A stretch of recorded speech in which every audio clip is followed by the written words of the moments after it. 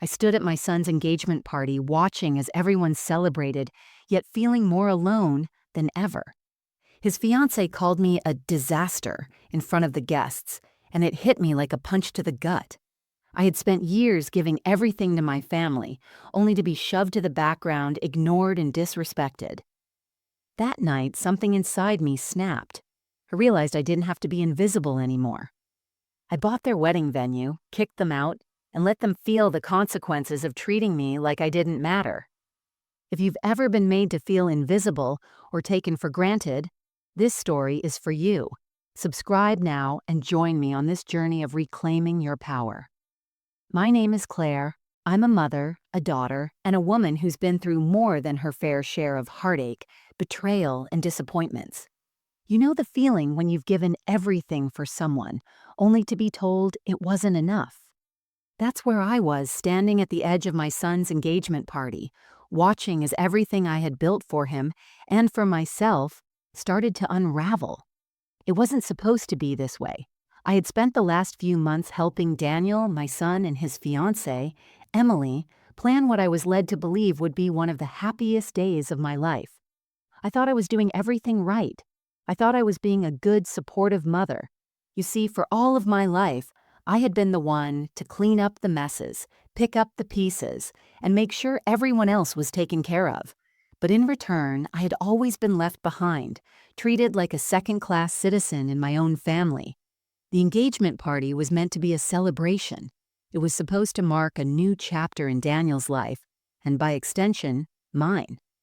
I was supposed to be there, front and center, proud of my son, watching as he stepped into the next phase of his adult life. But as the evening wore on, I felt the familiar sting of being invisible. I stood at the edge of the room, nursing a glass of wine, watching everyone else mingle. I tried to smile, tried to convince myself that it was just the nerves, the excitement, that made me feel so distant. But as I glanced around, I realized it wasn't just me. It was the way people looked through me, as if I wasn't really there. I was just a shadow, a bystander at my own son's celebration. And that's when I noticed it. Emily, standing beside Daniel, her arm linked with his, was making a pointed effort to ignore me. Her eyes avoided mine as she laughed with the guests, her laugh ringing through the air like a bell, high and bright, like she was the only one who mattered. The sight of them, the two of them, so happy and so content while I stood there, invisible and small, made something inside of me snap. I tried to shake it off, tried to tell myself that it was just nerves, that I was overreacting. But the more I watched them, the more I realized something deeper was at play. Emily didn't just want to keep me at arm's length. She wanted to erase me completely. I was no longer the mother of the groom, the person who had carried Daniel for 9 months and raised him on her own, the one who had sacrificed everything for his happiness. No, I was just the woman who paid for things, who made sure the wedding was planned, but never acknowledged, never celebrated. The moment I realized I was the outsider, the moment I realized I was nothing but a background piece in the story of Daniel and Emily, was the moment my resolve hardened. I'd had enough. I had been patient. I had been kind. I had played my part for far too long. I had stood in the background, a silent observer of my own life, and it was time for that to change. The tension in the room was palpable. As I stood there watching them interact with the guests, I saw a glimmer of something in Emily's eyes. It wasn't love or respect or appreciation. It was something else. I had seen that look before, but I couldn't quite place it. Then, as if on cue, she turned to one of her bridesmaids and said, loud enough for me to hear, "My future mother-in-law? She's a disaster. I don't know how we're going to make this work." The words hit me like a slap. A disaster. That's what I was now. An inconvenience, a problem that needed to be dealt with. Emily didn't care about me. She didn't care about my role in Daniel's life. I had spent the last few months helping her with everything, from the wedding plans to the guest list to the venue. And this was how she saw me. A disaster? The more I thought about it, the more it sank in. This wasn't just a little jab. This was deliberate. Emily knew exactly what she was doing, and Daniel, my son, was letting her get away with it. He didn't defend me. He didn't stand up for me. He didn't even look my way. Instead, he was too busy basking in Emily's glow, too busy to remember who had helped him get here. I could feel the heat rising in my chest, the familiar tightness in my throat, but I didn't react. I couldn't let them see me crack. I had spent too long hiding my true feelings, too long swallowing the hurt. But this was the breaking point. They wanted to erase me from their lives? Fine. Let them. I stepped away from the group, excusing myself to the bathroom. I needed a moment, just a moment to collect myself, to stop the tears that threatened to spill over. But as I stood in front of the mirror, staring at my reflection, I realized something. I had been doing this for too long, letting people walk all over me, letting them take everything and give nothing in return. I had let Emily and Daniel treat me like I was disposable, and I had let them because I thought that's what a mother does. But now, I knew better. I wasn't just going to stand there and let them humiliate me. No, I wasn't going to be their afterthought, their prop any longer. I had worked too hard, given too much, and it was time for me to make a stand. I walked out of the bathroom with a new sense of purpose, the weight of what I had to do settling in my chest. It wasn't going to be easy, but I knew what had to be done. It was time for me to take control of the situation, to take back my power, and to show Emily and Daniel exactly who they were dealing with. And that's exactly what I planned to do. They wanted a disaster? Well, they hadn't seen anything yet. The next few hours felt like a blur. The engagement party continued, a swirl of laughter, chatter, and clinking glasses that seemed to mock the silence I felt in my chest. I stood there, trying to force a smile, but everything around me felt hollow, as if I were watching a play from the sidelines.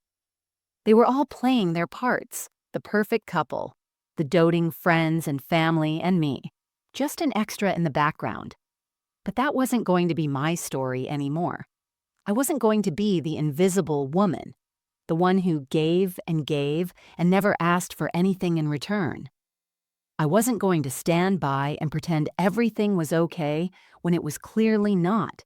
No one had ever treated me as the person I was. No one saw me, not as a mother, not as a woman who had worked her entire life to build something for her family. No one had ever given me the courtesy of respect or appreciation, and I was done waiting for it. The evening wore on, but my mind was made up. I didn't care if they were celebrating. I didn't care if they had the perfect venue or the perfect wedding. None of that mattered to me anymore. What mattered was what I was going to do next. I didn't want to make a scene. No, I wasn't going to give them that satisfaction. But I wasn't going to let them get away with this either. They had crossed a line. Emily had insulted me to my face, and Daniel had stood there, his hands in his pockets, looking at the floor as if he didn't know me at all. The mother who raised him, the one who paid for everything in his life, the one who fought tooth and nail to give him a better future. So I did what any mother who had been pushed too far would do. I made the decision. I was going to take control, and I wasn't going to ask for permission. It wasn't as if I hadn't planned for the wedding. I had been the one who had been on top of everything. Scouting venues, meeting with florists, tasting cakes, and negotiating with caterers. I had spent countless hours ensuring every detail was perfect. I had put my heart into this, not because I wanted to be thanked, but because I wanted Daniel to have the wedding he dreamed of. But that was before I realized how little I mattered to him, how easily he let Emily diminish me. It was before I understood that, for all my sacrifices, I would never be enough. The venue was already booked. I had signed the contracts, paid the deposits, and approved every aspect of the event. All the arrangements were set. Everything was in place. Except one thing. I was no longer willing to let them use me.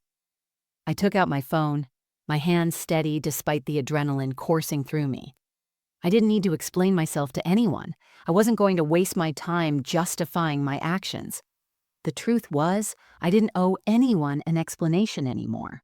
They had taken everything from me, my pride, my sense of worth, and now my place at their wedding. I dialed the venue coordinator, my fingers gripping the phone like a lifeline. The phone rang twice before someone picked up. "Hello, this is Sarah from Grand Oak Manor. How can I help you?" I took a deep breath, my voice calm and steady.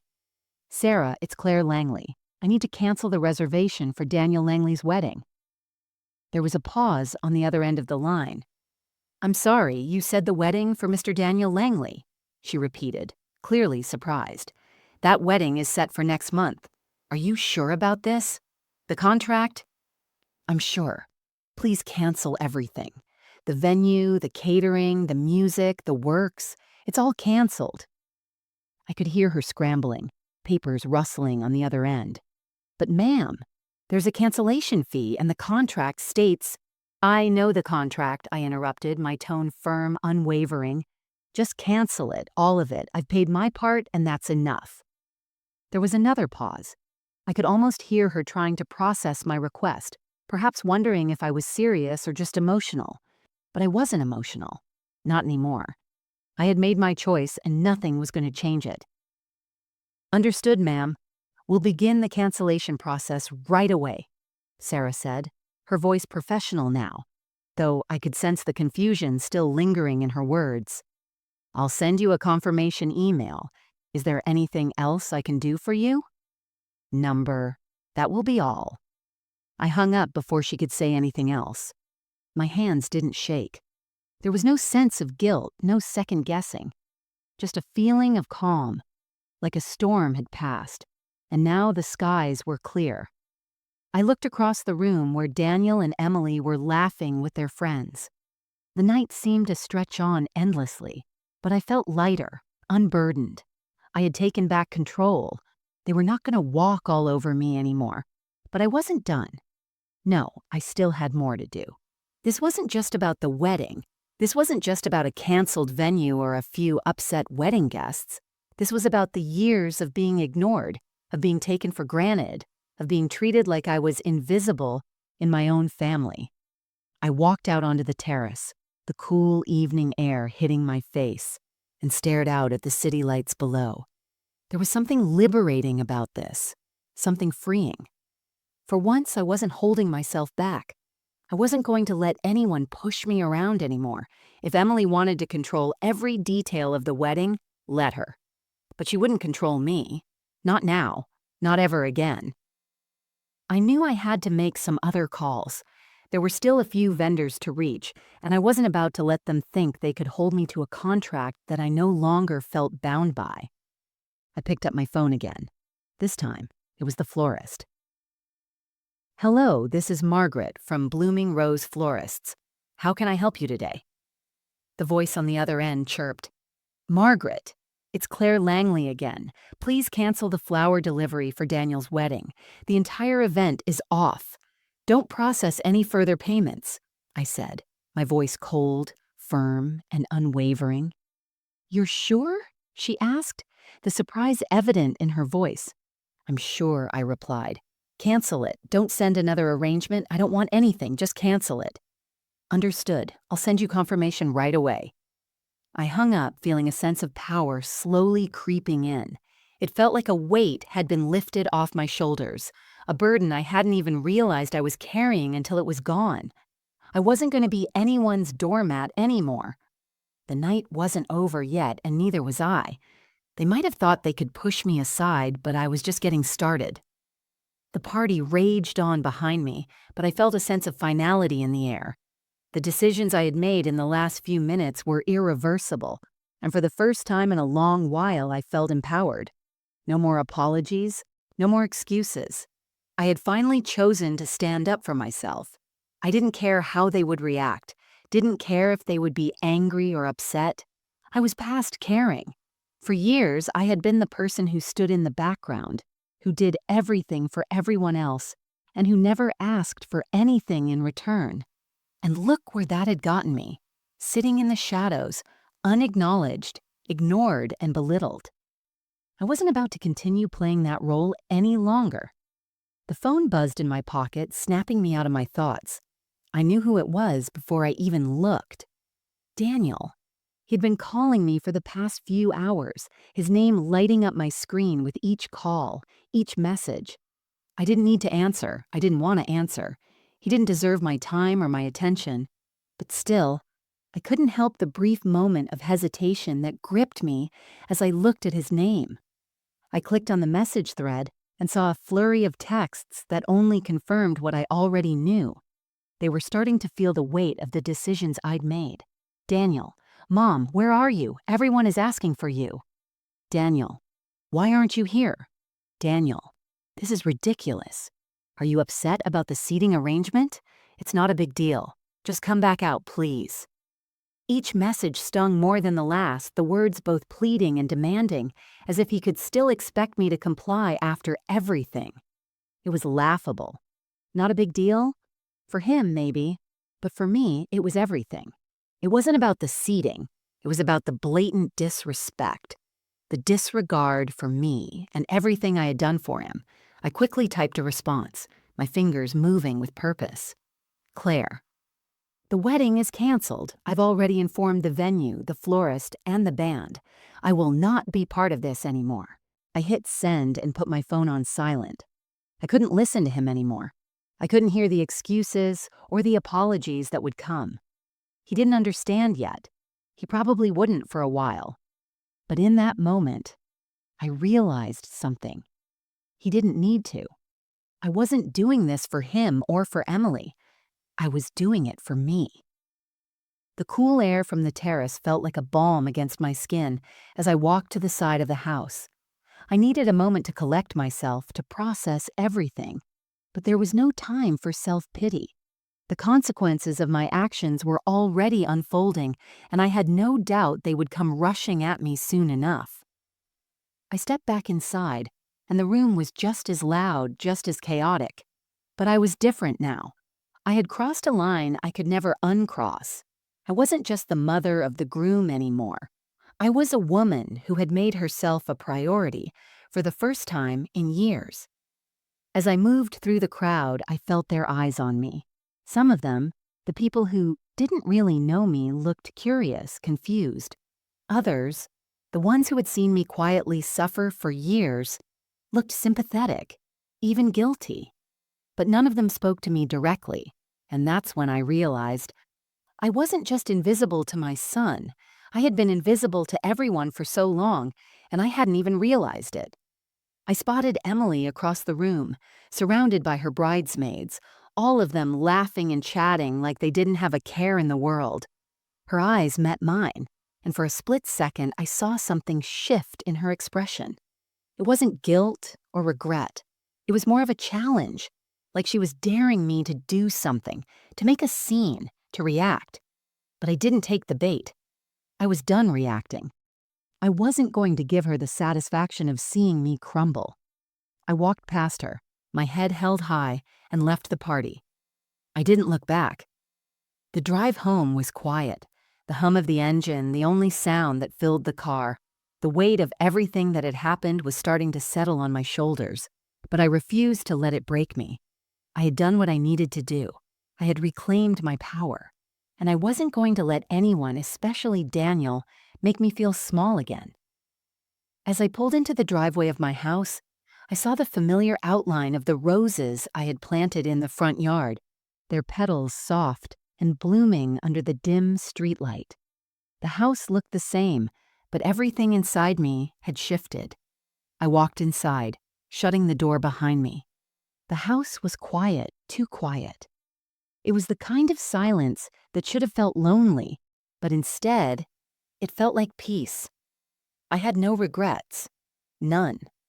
What I had done was necessary, for my own sanity and for my own self-respect. I walked into the living room, my footsteps echoing in the stillness. My gaze landed on the mantel, where pictures of Daniel and I used to sit. There were no photos of him now, not here, not anywhere. Not until he proved to me he deserved to be in my life again. I sat down on the couch, the cushions molding around me as I sank in. The weight of everything I had done, Everything I had given and everything I had lost felt like a physical presence in the room. But it was no longer a weight I carried alone. The phone buzzed again, another call from Daniel. This time, I ignored it completely. I wasn't going to be pulled back into his world of demands and expectations. This was my time now. I stood up and walked to the kitchen, where I poured myself a glass of wine. The soft red liquid slid into the glass, its deep color a perfect reflection of how I felt: strong, bold, and steady. I sat back down at the table, slowly sipping the wine, letting the bitterness of it settle on my tongue. It was exactly what I needed. I had made the right decision. I knew that now. The only thing left to do was wait for them to realize the consequences of their actions. They had thought they could erase me, humiliate me, and get away with it. But I wasn't done. I would make them see who I was, who I had always been. And I wasn't going to be their second choice anymore. I had done enough for them. Now it was time to live for me. The silence in my house stretched on long after I put down the wine glass. For the first time in years, I had nothing to worry about, no one to please, no one to answer to. But it wasn't just relief I felt. There was an odd kind of stillness, a calm before the storm. I could feel the tension building, and I knew it wouldn't be long before the calls and the apologies came flooding in. The next morning, I woke up to my phone buzzing on the bedside table. The screen lit up with multiple missed calls, texts, and voicemails from Daniel, from Emily, from the wedding planner, and even a few friends who I didn't recognize as having my number. They were all reaching out, frantic, confused, angry, and I was calm. I was in control. I ignored the first few calls, let them stew, let them try to make sense of what I had done. I wasn't going to explain myself, not anymore. I didn't owe anyone an explanation. I had done what was right for me. If they couldn't understand that, then that was their problem. But after the 6th call from Daniel, the 7th message from Emily, I knew it was time to face them. I couldn't hide from this forever. I picked up the phone and dialed the wedding planner first. I had to put a stop to everything officially. "Hello, Claire. I've been trying to get a hold of you. There's been some confusion. Why did you cancel everything? The venue is in chaos. The caterer is asking where to deliver the food for the reception. We need to figure this out." The wedding planner's voice came through in a rushed, panicked tone. I leaned back in my chair, taking a deep breath before responding. "Cancel it all. Every last detail. No reception, no flowers, no catering. I've already made my decision." "You don't understand," the planner started, but I interrupted her, my voice sharp, unwavering. "I understand perfectly. I've been more than patient with them, with all of you. But I've had enough. My decision is final. Please make sure that the rest of the wedding is called off. I'm not interested in negotiating, and I won't be signing off on any more payments." She hesitated, then said, "I'm really sorry, Claire. I wish I had known about this beforehand. There's a lot to undo. We've already paid a deposit for some of these services. There will be financial repercussions." I didn't flinch. "I'll deal with the financial consequences. I'm not worried about that. Just cancel it." She paused again, and I could hear the hesitation in her voice. "All right, I'll take care of it. But this is going to cause some serious fallout with the family." "I'm already prepared for that," I replied, hanging up before she could say anything else. It was time to turn my attention to the next call. Daniel. I couldn't avoid him forever. He was my son, after all. And despite everything that had happened, there was still a part of me that wanted him to understand why I had done what I did. I dialed his number, watching as the phone rang. When he picked up, his voice was shaky, as if he was still trying to grasp what had happened. "Mom, what is going on? I've been trying to call you all night. Where are you? Why did you cancel everything? We need to talk." I took a deep breath. "We'll talk, Daniel. But understand this. I'm not doing this to hurt you. I'm doing this because I've been hurt again and again by you and by Emily. You both have used me, manipulated me, and treated me like I don't matter. And I'm done. I'm done being the silent contributor to your perfect wedding while I'm pushed to the side." There was a long silence on the other end of the line. I could hear him trying to process my words, but I wasn't going to back down now. He had to hear it. He had to understand. "You don't get it," Daniel said, his voice rising. "This isn't about you, Mom. This is about us. This is about Emily and me starting our lives together, and you're making this so much harder. The venue is booked. People are flying in from all over the place. This is a huge deal. You can't just cancel everything like this." I didn't shout back. I didn't need to. I'd learned over the years that silence can be just as powerful. "I can and I will, Daniel. I spent months trying to make you happy, trying to please Emily. I spent every last penny I had to make sure you had the wedding of your dreams. But not once did either of you consider how I felt. Not once did you think about how I've been sidelined in my own life. Well, now it's my turn to do what's best for me." He didn't respond right away, and I could hear the muffled sounds of his frustration on the other end of the line. "This is childish, Mom. You're embarrassing me." "Am I?" I said, a small, bitter smile tugging at my lips. "I'm embarrassed too, Daniel. I'm embarrassed by how easily you let Emily push me aside, how quickly you threw me away. I'm embarrassed that I've given so much of myself and you still don't see me. You don't see what I've done for you, for your future.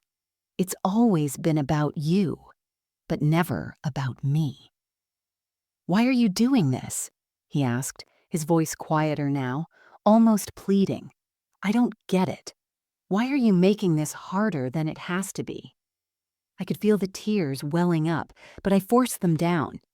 This wasn't about emotion anymore. This was about standing up for myself.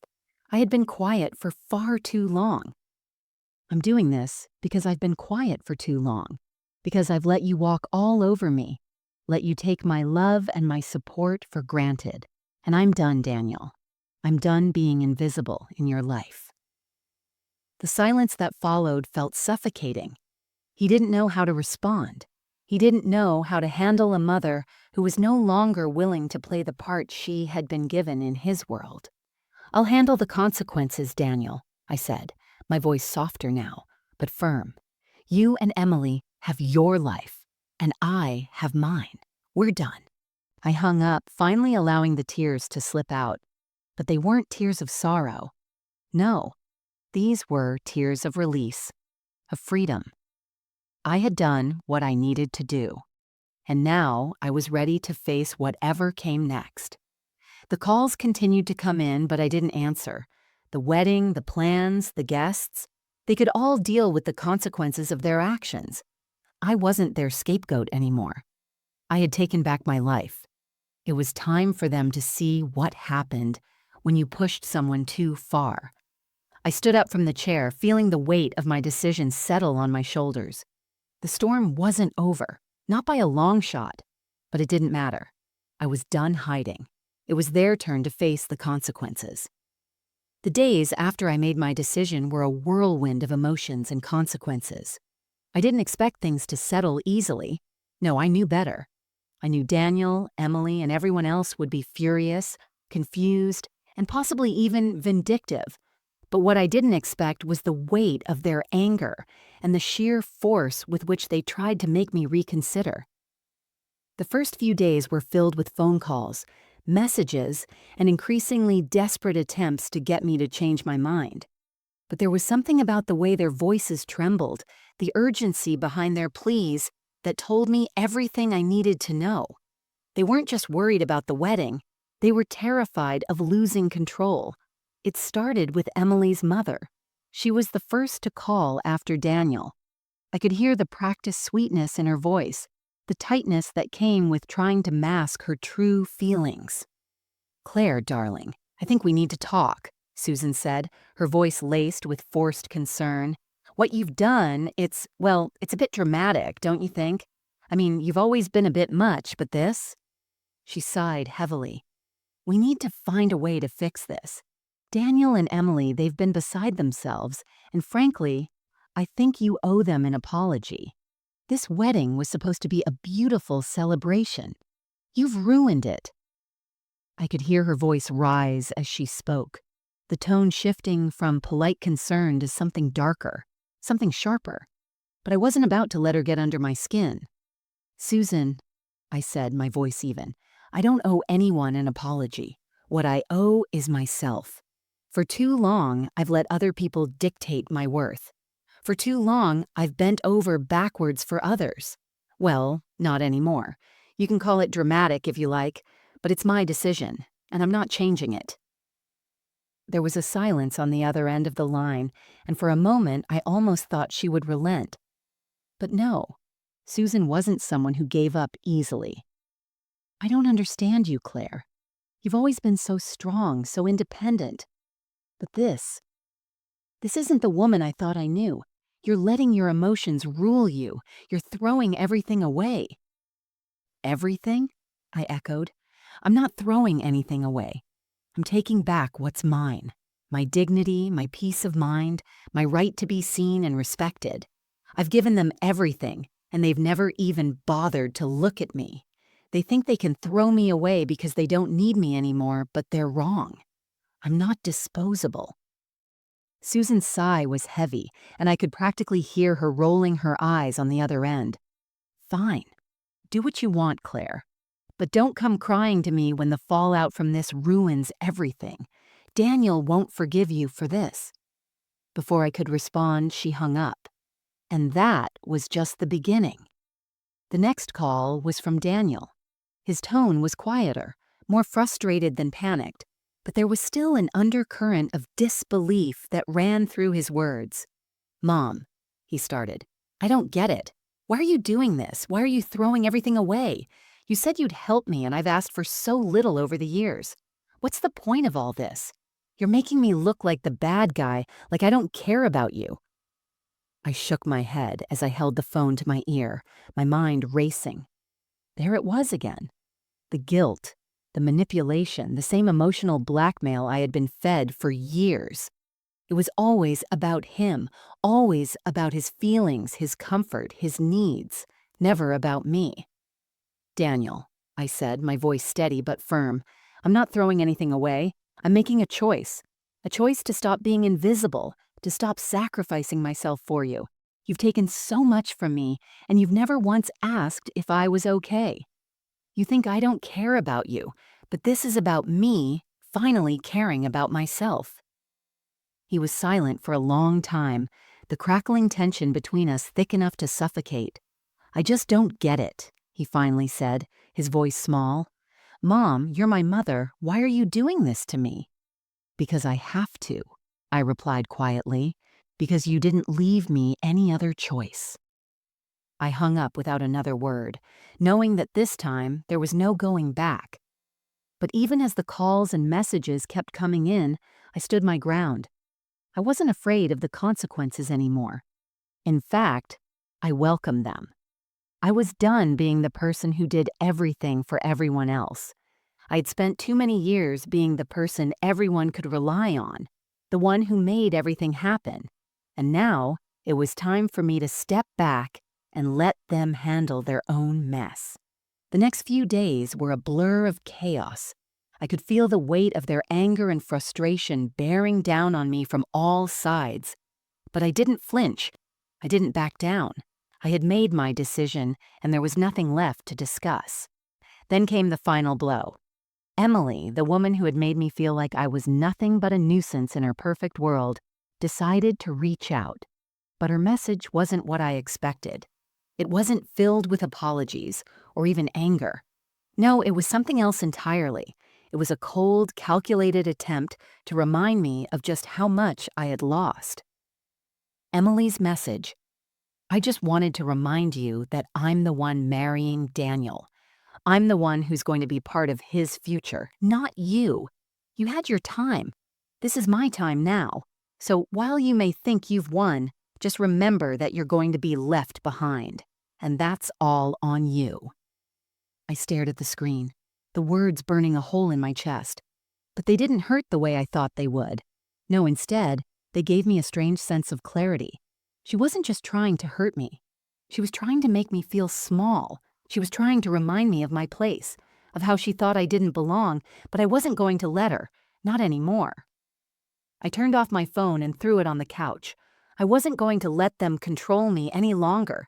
They could have their wedding, their life, their perfect world, but I was going to have mine. The next few days passed in a strange quiet. No more phone calls, no more frantic messages, just a strange peace that settled over me, like a heavy blanket, keeping out the noise. I spent the time focusing on myself, on what I wanted. I visited old friends I hadn't seen in years. I took long walks in the park. I cooked meals just for me, with no one to cater to but myself.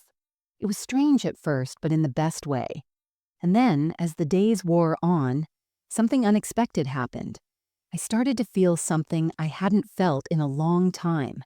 I started to feel alive again. I wasn't just someone's mother, someone's doormat. I was Claire, and that was enough. The storm had broken, but instead of drowning in it, I was learning to swim.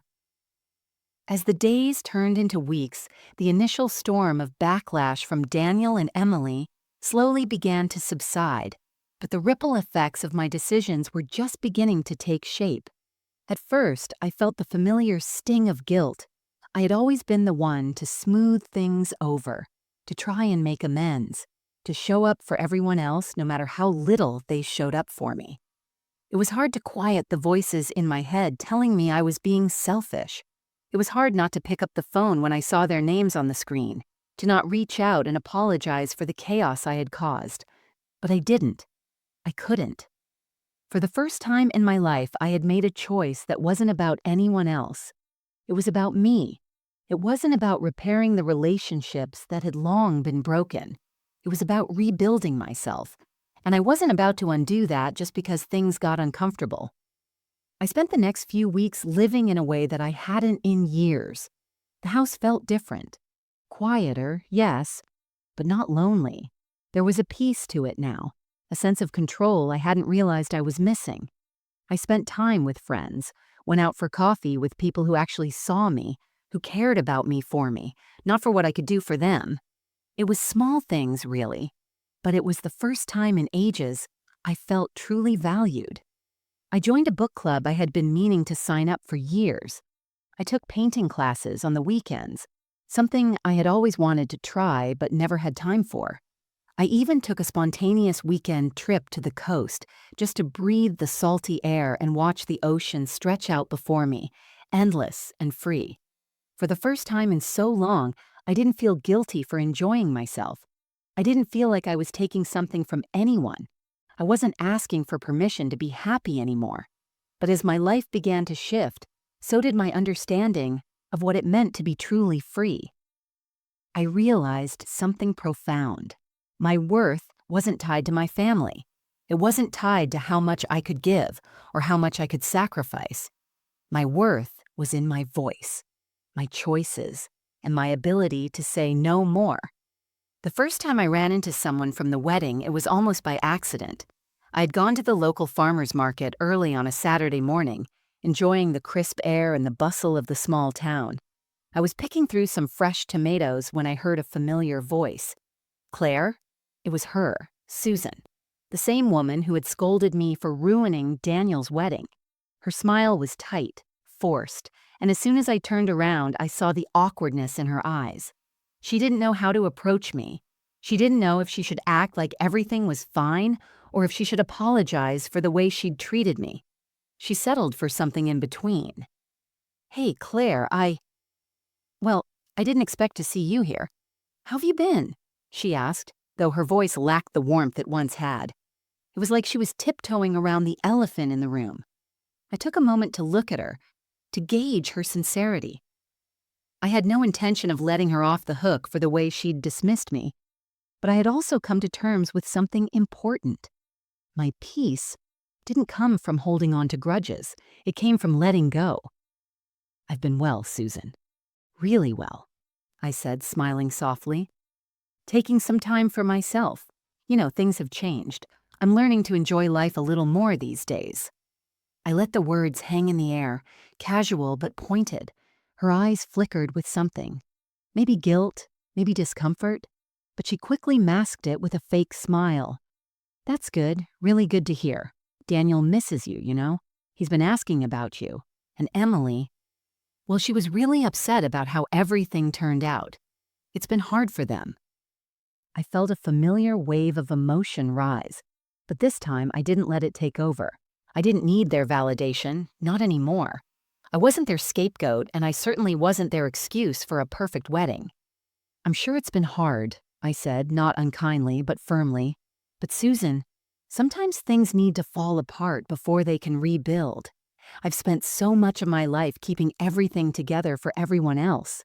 Now it's time to do something for me." There was a long pause. Susan shifted uncomfortably. She had no response. She wasn't used to hearing those words from me. She wasn't used to me being the one who took charge of my own life. But in that moment, I knew I didn't need her approval. I didn't need any of them to understand what I was doing or why. "Well, I'm glad you're doing better," she said with a tight smile. "We should get together soon."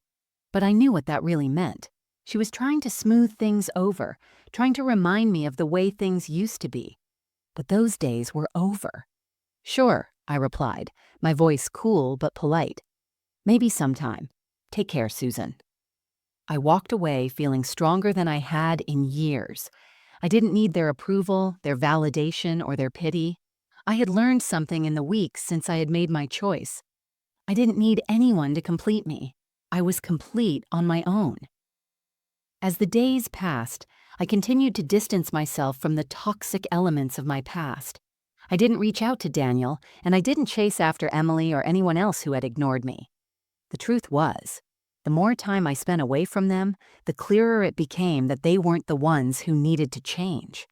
I was, and I had. The months rolled by, and though the sting of what had happened still lingered, I no longer saw it as a wound. It was a lesson. I had learned that I could stand on my own, that I could take up space, and that I didn't need to be anyone's afterthought anymore. And as the seasons shifted, so did my perspective. I didn't need a big wedding or grand gestures to feel important. I didn't need to be celebrated by anyone else. The real celebration came from inside. It was the quiet, everyday moments of peace. The contentment I found in my own company, the laughter I shared with friends who truly saw me. Eventually, I received a letter from Daniel, a simple note no longer filled with anger or demands, but one that reflected a shift in his own understanding. It was his apology, a real one, not laced with guilt or self-pity, and for the first time in a long time, I read it without feeling the need to respond immediately. I sat down, thought about it, and realized I had already forgiven him. Not for him, but for me. It wasn't about letting him off the hook. It was about letting go of the weight I had carried for so long. I had made my decision long ago to reclaim my life, my peace, and my power. And nothing, not even blood, could take that away from me. I was no longer the woman who had to beg for recognition. I was Claire, the woman who had learned to stand in her own light. And for the first time in a long time, I was exactly where I needed to be. The air felt different now. The weight that had clung to me for so long was gone, replaced by a new kind of lightness, a new sense of purpose. I was no longer the woman who hid behind everyone else's expectations, or who kept quiet because she was told she wasn't enough. For the first time in my life, I was free.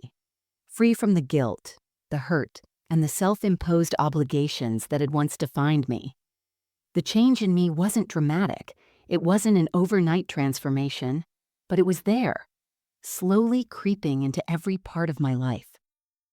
I began to make small, everyday decisions that reflected who I had become, not who I used to be. One of those decisions was to stop apologizing for everything. I had spent so much time in my life apologizing for my feelings, for my needs, for taking up space. I had spent years believing that my worth was measured by how much I could give to others, how much I could sacrifice, how much I could endure without ever demanding anything in return. But now, I realized something vital. I didn't have to apologize for wanting to be seen, for wanting to be heard, for wanting to exist fully in the world without shrinking myself to accommodate everyone else's expectations. It wasn't just about Daniel and Emily anymore. It was about me, about my right to choose my own path, to make decisions that were best for me without fear of judgment. And the more I embraced that freedom, the more I began to see that this new path wasn't just about rejecting my past. It was about embracing my future. The first major step in this new direction came when I decided to sell the house. It wasn't a decision I took lightly. This house had been the backdrop of so many memories, both good and bad. It had been the place where Daniel had grown up, where I had raised him, where we had shared so many meals, so many quiet evenings. But it was also the place where I had been invisible, where I had spent years putting everyone else first and watching as my own dreams slipped away unnoticed. It wasn't just the house I was selling. It was the version of myself that had been tethered to it. The version of me that had been waiting for validation, for someone else to tell me I was worth something. I was ready for a change, ready for a new chapter where I could finally live for myself. The process was difficult, not because I was emotionally attached to the house, but because it forced me to confront the life I had left behind. I found boxes of old photographs, pictures of Daniel as a child, pictures of me when I was younger, before I had given so much of myself away. There were memories of vacations we had taken together, birthdays I had spent organizing and celebrating, all of it. And yet, as I looked at each photograph, I didn't feel the deep sorrow I once might have. Instead, I felt a strange sense of closure. The memories were there, but they no longer held the same weight. They were just that, memories. And I was ready to move forward. I started planning for my new life. I found an apartment in the city, small but cozy with a view of the skyline that I had always dreamed of. The idea of living alone, of having a space that was truly mine, was terrifying at first. But the more I thought about it, the more I realized that this was exactly what I needed. A fresh start. A place where I didn't have to be anyone's mother or wife or daughter. Just me. Just Claire. I made the move over a few weekends, packing up my belongings and sorting through the remnants of my old life. The process was cathartic, almost like shedding an old skin. I got rid of the things that no longer served me. The clothes I had been holding on to for years, the mementos of a life I was no longer living. I let go of all of it, and with each item I discarded, I felt lighter. The day I moved into my new apartment was one of the most empowering days of my life. I didn't look back. I didn't second-guess myself. I was walking away from the past, not with regret, but with a sense of triumph. I had finally made a choice that was solely mine, and for the first time in years, I felt like I was living the life I was meant to live. But even as I embraced this new beginning, I couldn't deny that the ripple effects of my actions were still being felt. The phone calls from Daniel became less frequent, but the tension between us remained. He hadn't fully understood why I had done what I did. I knew that. But what was more important was that I had come to understand why I had to do it.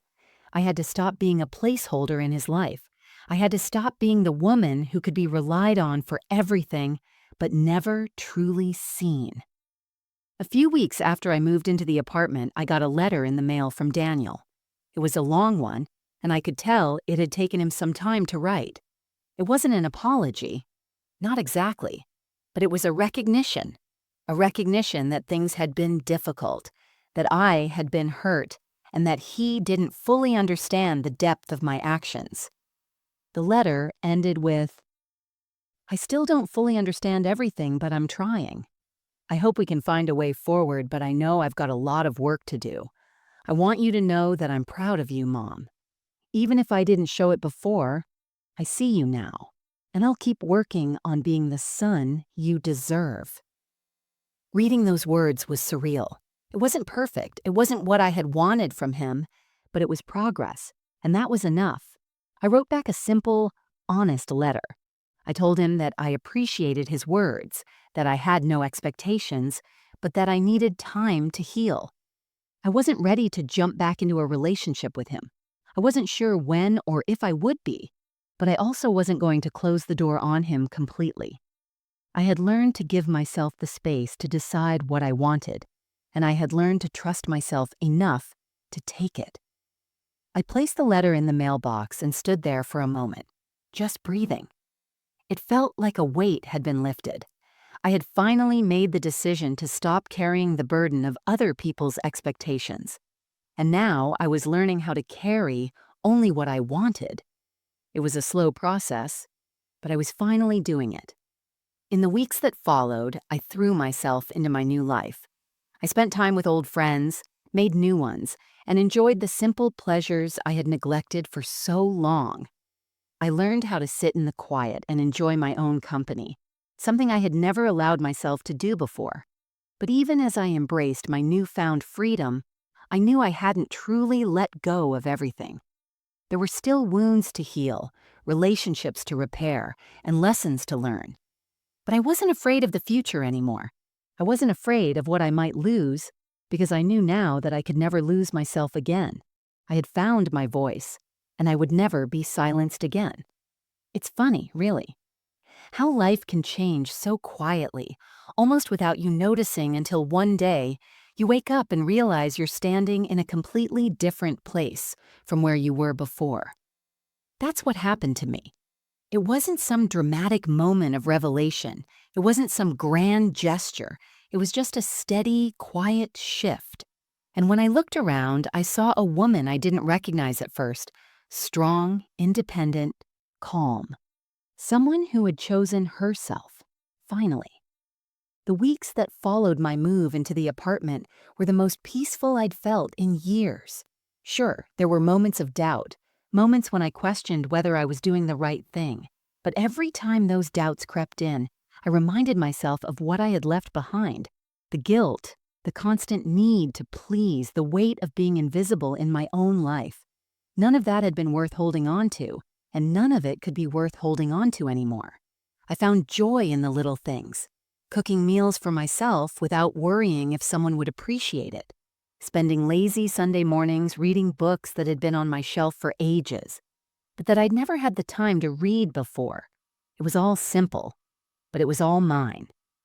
I could breathe in a way I hadn't been able to for a long time. And yet, even in my newfound peace, there was still a part of me that felt unsettled, unfinished. Daniel's letter still sat on my kitchen counter. I hadn't replied yet, but I knew the time would come.